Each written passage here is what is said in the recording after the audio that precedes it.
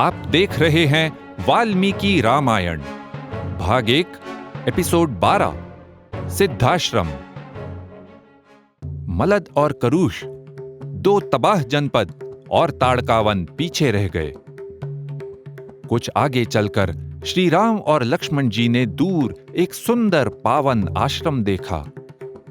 उन्होंने विश्वामित्र जी से उस आश्रम के बारे में कुतूहलता से पूछा। विश्वामित्र जी ने उस आश्रम सिद्धाश्रम का इतिहास बताया।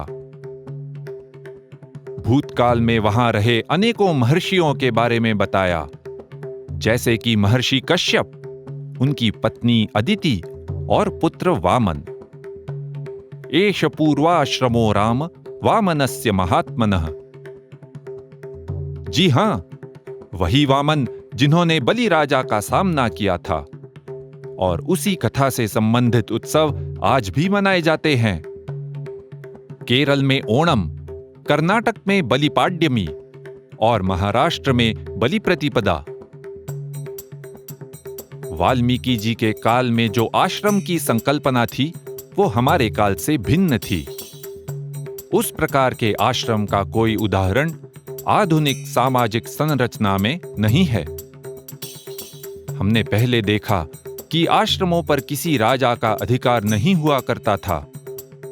सिद्धाश्रम के वर्णन में इसकी पुनः पुष्टि होती है। और कुछ आश्रम बहुत विशाल हुआ करते थे। उनमें सैकड़ों और कभी-कभी हजारों निवासी होते थे। वहां कोई समृद्धि का दिखावा तो नहीं था, किंतु आश्रमों में सभी आवश्यक सुविधाएं पर्याप्त मात्रा में थीं। वहां के ऋषि ज्ञान विज्ञान के कार्यों में लगे रहते थे, और ज्ञान केवल आध्यात्मिक ही नहीं था। उदाहरण के लिए वे नए अस्त्रों का निर्माण भी करते थे। तो इस प्रकार का एक आश्रम था सिद्धाश्रम। सिद्धाश्रम विश्वामित्र जी का निवास स्थान तो नहीं था, लेकिन वे अपने यज्ञ के लिए उसका उपयोग करते थे। विश्वामित्र जी और राम लक्ष्मण ने सिद्धाश्रम में प्रवेश किया।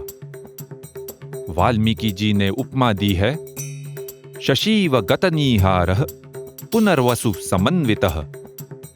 वे तीनों दिखाई दिए पुनर्वसु नामक नक्षत्र के बीच, तुषार रहित दीप्तिमान चंद्रमा के समान।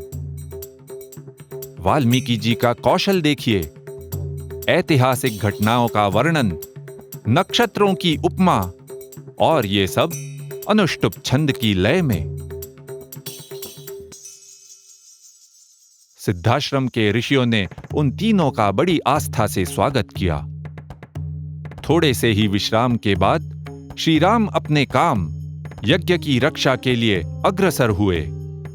उन्होंने विश्वामित्र जी से कहा, अद्यैव दीक्षाम प्रविश। कृपा करके आप आज ही यज्ञ की दीक्षा में प्रवेश करें। और फिर अनिद्रौ षडहोरात्रम तपोवनम अरक्षताम। श्री राम और लक्ष्मण ने लगातार 6 दिन और 6 रात तक उस तपोवन की रक्षा की। अनिद्रौ, बिना नींद या विश्राम के।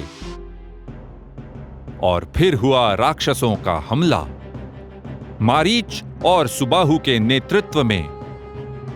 वे राक्षस यज्ञ की वेदी को अपवित्र करने के लिए उस पर रक्त की वर्षा करने लगे। जैसे वर्षा काल में मेघों की घटा आकाश में छाई रहती है, उसी प्रकार उन राक्षसों ने चारों ओर से घेर लिया था। राक्षस भारी संख्या में, और दूसरी तरफ केवल श्री राम और लक्ष्मण। अब विश्वामित्र जी की अस्त्रों की शिक्षा काम आई।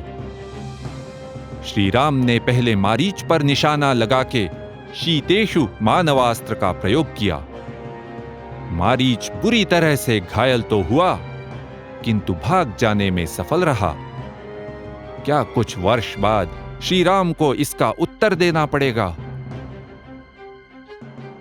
श्री राम समझ गए कि अधिक प्रभावी अस्त्र चलाने की आवश्यकता थी। इसलिए उन्होंने परम शक्तिशाली आग्नेयास्त्र सुबाहु की छाती पर चला दिया। उसकी चोट लगते ही सुबाहु मारा गया और पृथ्वी पर गिर पड़ा।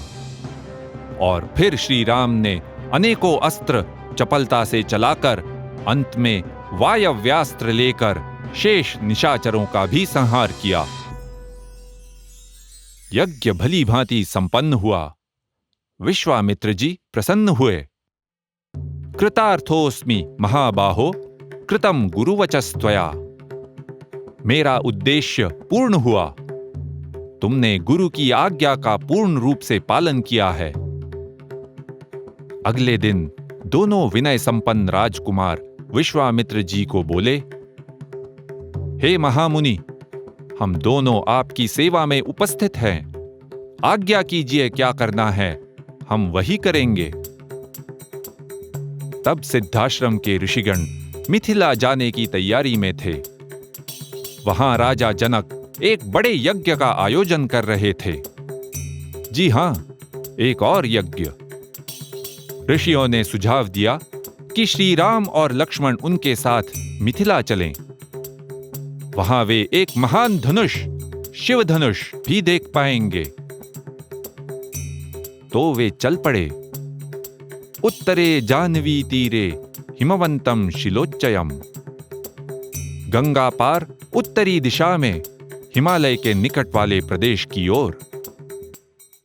मैं कुछ पूछूं? आपने पहले बताया कि महापुरुषों के चरित्र हमें मार्गदर्शन कराते हैं, इसलिए हम श्री राम की कथा पढ़ रहे हैं। लेकिन श्री राम के समय में पूर्व काल के महापुरुष कौन माने जाते थे? उस समय जीवन में मार्गदर्शन के लिए किनकी कहानियां सुनाई जाती थी? अरे वाह, सही समय पर सही प्रश्न पूछा तुमने। क्योंकि मिथिला की ओर इस यात्रा में विश्वामित्र जी ने उस प्रदेश में जो महापुरुष हुए उनका इतिहास बताया। उन्हीं में से एक थे राजा भगीरथ। भगीरथ का वृत्तांत हम सुनेंगे अगले एपिसोड में। इति ह आस, ऐसा ही हुआ था।